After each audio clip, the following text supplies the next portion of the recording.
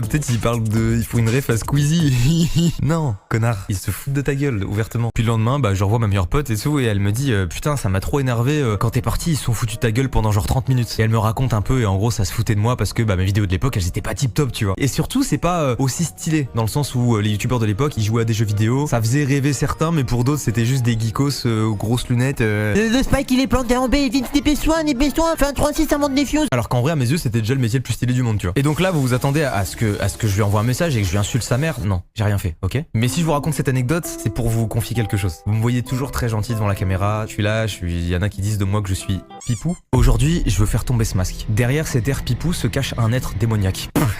Je vous jure les gars qu'il y a un truc en moi trop bizarre, c'est des fois, il y a une sorte de malveillance qui prend possession de mon être, je sais pas pourquoi. Et là je vais vous raconter deux anecdotes, donc celle que je suis en train de vous raconter et une autre, et ça fait partie de ces moments où j'ai eu ce qu'on appelle la Big Dick Energy. Celle-ci est soft, mais quand même elle est un peu satisfaisante.